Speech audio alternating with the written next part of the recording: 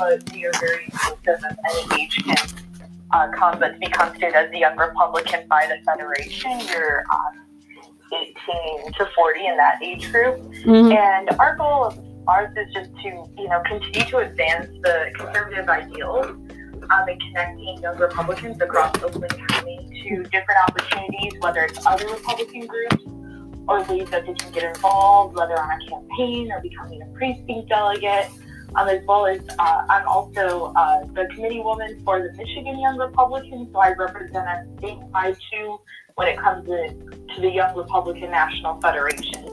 So it's a really great group to be a part of. I was also a part of the Broward Young Republicans when I lived in South Florida. So I really do like this organization. And what's really cool is that we kind of have the autonomy to do what we want to do with our club. So I try to bring in empowered speakers like yourself to educate on different issues, whether it's policy or this past month I had 3 different local officials and candidates come speak about why local government is very important. And, sometimes we only hear about all the national stuff, but I'm like, there's a lot of change that happens in your townships and in your cities and your villages. So that's a bit about what the Young Republicans do. That sounds like an earful, but something, you said something right now that kind of grabbed me. It's something that I wish everyone would focus on, that where you are right now is where the change takes place. The change takes place in your cities, your towns, and your county level. Tell me a little bit, how important is it for us to enthrall and engage with people who are under 40? To engage with folks who are, yes, with folks, broke out a little bit. Yeah, with folks who are under 40, because as you said, the change happens at the state, county, and city level.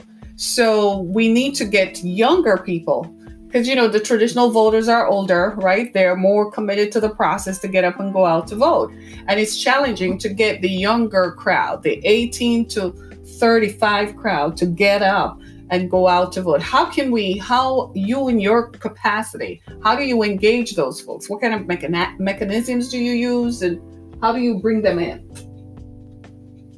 So a lot of different things that we do, whether it's partnering with all the other groups and organizations, spreading the word with the college Republican and the teenage area Republican groups as well. So making sure that we're reaching out to kind of all levels. But before I was chair, I was secretary, and I developed kind of our own social media page, with an Instagram and a Twitter page, and reaching people, where they're at, whether it's through hashtags or random follows, and trying to get people. And we've had people come to our meeting and say, I saw this on Facebook and it seemed interesting, and then they become members. And I think that's what's really cool, is just finding all those different ways to reach out to people. A lot of it is word of mouth, but some of it is through social media. But that is the thing. You have hit upon something that is really, really, really true. In fact, I think they might be following the lead now, because the national campaigns we're now recognized since 2016, have done aggressive social media campaigns. I think it might have started with Barack Obama, who in his first campaign ran a campaign that was entirely grassroots. It was very organic in how it started. But can I just ask you this? What is the mindset of younger people? Are they disenchanted with the political process? Do they see hope? What kind of gauge can we get out of that? So, it's really all over the place. I have met people who are so apathetic with the system that some of them even refuse to vote. And then I meet people who are very empowered and say, hey, why is the government taking, 35% of my check for things that I don't ever receive or use? Why am I, back the Affordable Care Act had the individual mandate before the Supreme Court overturned, and people are like, well, why do I have to pay for insurance?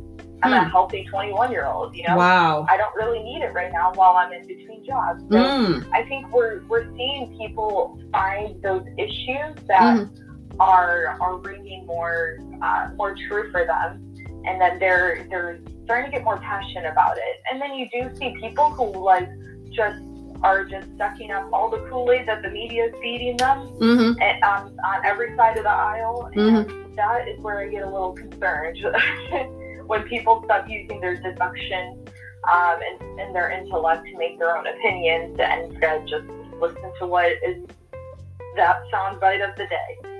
Wow, that is interesting, because I was confiding in a friend yesterday that I have noticed that on my Twitter feed, talking about social media and its impact, that on my Twitter feed, I do get a lot of anti-Trump sentiment, a lot of it. And I didn't realize that that's what it was at first. I just thought, it was just stuff. But then I think it was the day before that, I clicked on one. And then I ended up clicking and following, and I said, wait a minute, this is what they're talking about, the bots. It is designed to desensitize you, so you don't think, you kind of just follow along, to their thread and what they're saying. You're right about that. So from what you're saying then, it sounds like there's some apathy, but there are also some folks who are truly engaged. And the younger people are wondering, why do I have to pay for insurance when I'm between jobs and I absolutely don't need it? True, that's some truth there. I can relate to that. I have a daughter who thinks the same way. She's like, I have a ways to go. Why do I have to think about that right now? I got that hit of the individual mandate last year on my taxes, so I completely feel for that issue. Right. So, how do you guys do you plan with the local party when it comes to elections? Do you guys use your own grassroots network to help your candidates get elected?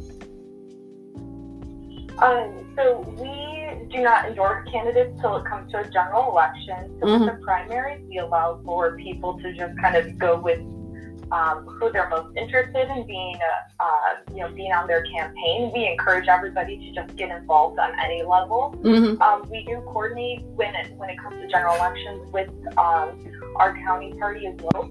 But if we can give them the resources and we can find ways to engage them on every level, then we can continue to build up our society in the next generation to be informed decision makers. I see. So how do you, it sounds very interesting. And the reason I'm saying that is because, to be honest with you, it's very rare, especially today when young people have so many other distractions at their fingertips. It's very rare to come across young people such as yourself who are engaged in the process and are passionate about what they do, that they don't just do it because mommy and daddy says they have to do it, but they're doing it because they genuinely do it. But can I just ask this? I mean, where do you go from here? Like, after this, what's your next thing? So currently I'm with the Michigan Political Leadership Program, which is called MPLP, and it's been around for since 1992. And so they basically, you apply and you have some buy-in as well as you're sponsored. So in this fellowship, we have been going since February, one weekend every single month, up until next month, and you basically craft a campaign plan and network with people. And so the beautiful thing about this program is that they choose the same amount of Republicans, same amount of Democrats, and 2 to 3 independents. Wow. So you really have a nice bipartisan group of people who you can kind of, it breaks down all those barriers. And I've truly enjoyed the program, but it has trained me in so many different ways into leadership. And so it really has me contemplating the next, my next role, which will, whether it's an appointed role or looking into going into elected office. Wow. In a few election cycles. That sounds so great. But you know what it also does is that you build a network so that these might be the same folks in a few years, whether they're Democrat or independent, that you'll encounter in the process. That's great. That's really great. I like that. Exactly. Yeah. I like that. I love this, Alex. I love this. Ali, you're so great. I'm so proud of you. I love seeing young people do this and prosper and are so ardent about the future. Recently, I was reading something online, And it was an article on CNBC, and it talked about how this current crop of billionaires, right? How they are more introspective and a lot less philanthropic, right? In the sense that they don't see humanity having a presence in the future. They think the earth is going to end.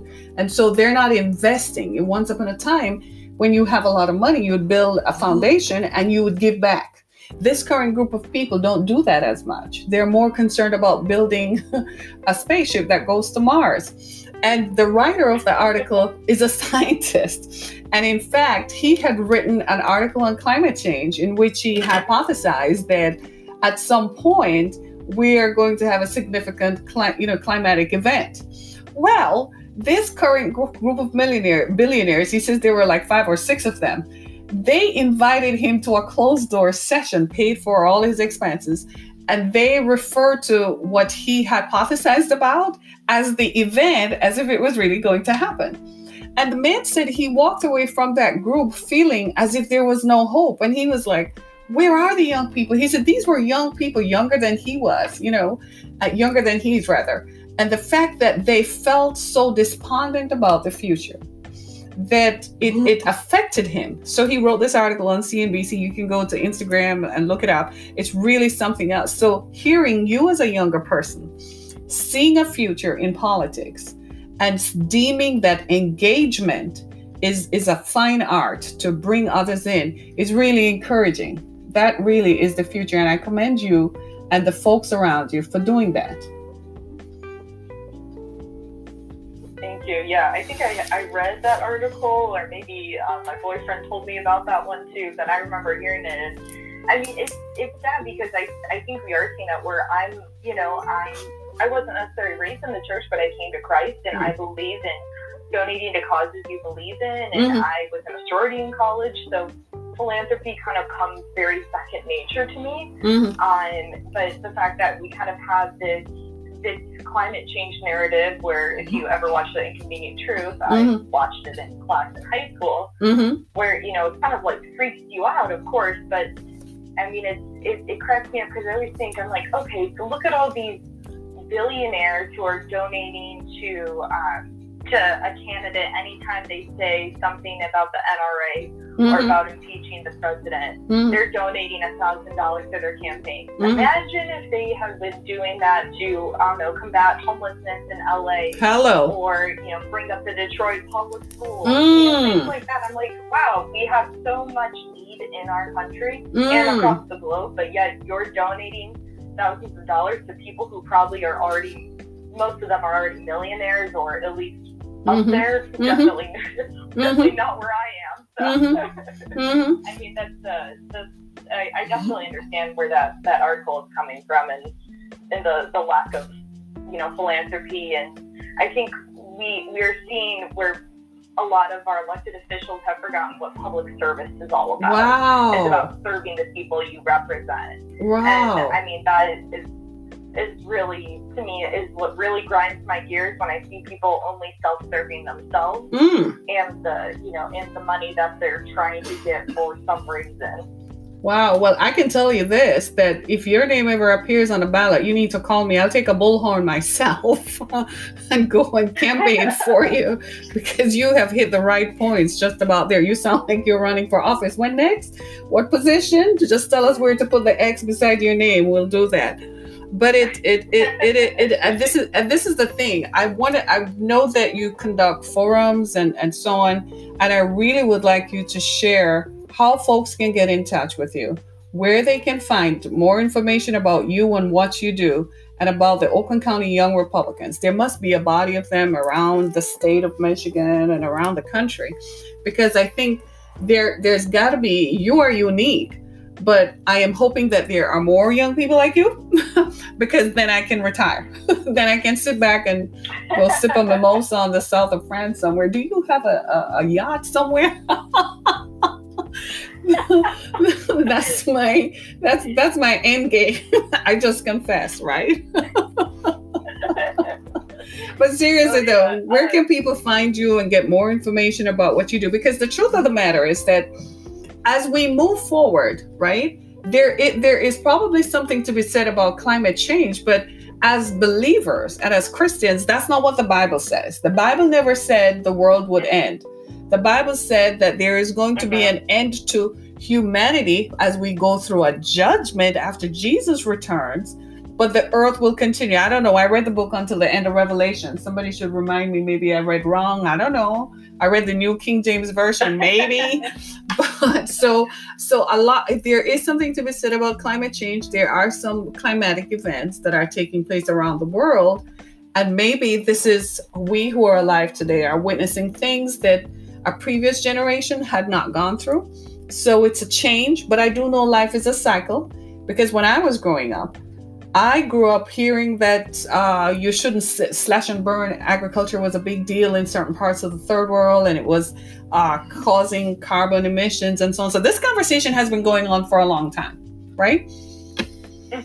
So I don't think that, definitely. And at first, I remember years ago, we used to think that there was so much money behind the Greenpeace movement. Anybody remember the Greenpeace movement? They kind of filtered out. They've changed now into climate change. That's what they're calling themselves now. But there is, philanthropy is a big deal. But tell me though, how can anybody, if anyone because you're so passionate about the country, the future of the country, and more importantly, I am hanging on to something that you said. Most public officials have forgotten that their job is to serve the people. Wow. Amazing. Ali Scully. Amazing. Where can we find more information about you? And tell us if there are wedding bells in the future. I'm just putting that out there in case anyone is listening. Just kidding. Just kidding. Well, people can find me if they want to, reach out to me personally on my social media, Ali Scully. You can usually find me. Most of my handles are Skulls, which is the old nickname. But if they want to get in touch with the Oakland County Young Republicans, they can search us on Facebook or on Twitter or Instagram, and I follow those, as well as the Michigan Young Republicans. We have our Facebook page and a website as well that people can get in touch with us there. And our website is michiganYR.org. And from there, you can reach out to our chair, Abby, who is really phenomenal, and all of us will get in touch and be happy to help people out. And if people want to get involved on other organizations, I can put you in the right direction with a lot of people. What's, I think, a very common misconception about the Republican Party is that they're all old white men who don't want to talk to anybody. All right. That's quite the opposite. That's so the opposite, because there are so many phenomenal women and men who are like, I want to get you involved. How can I help out your organization? Can I be a volunteer here? Can you volunteer there? I think it is so much more welcoming than people want to think. Well, how can they change that though, Ali? How can they change that perception that they're not just a group of old white men who are not progressive, or who are not thinking about the current issues, or who are not in touch with what is current?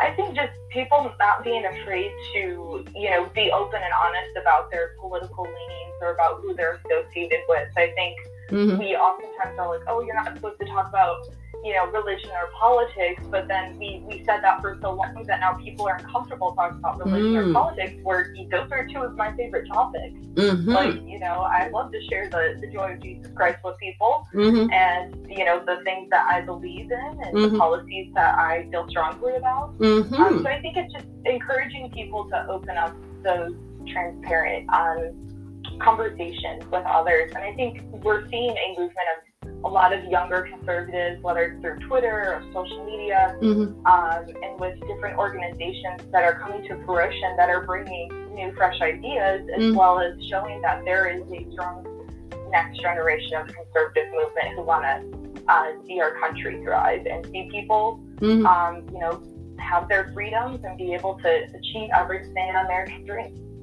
That's lovely. I really, really like that. I think that changes the conversation just a little bit in terms of being open and transparent, so that people also need to be not afraid to talk about their faith and to talk about what they find, the topics and the values that they hold there. As I go throughout the state, one of the things that it's vastly emerging is that people of faith, and especially Christians, for instance, feel under attack. It's almost as if you have to whisper that you're a Christian because it's not welcome, that we're often perceived as fundamentalists, which most of us are not. We're just ordinary people who just believe in our faith, right? Like everybody else who has faith.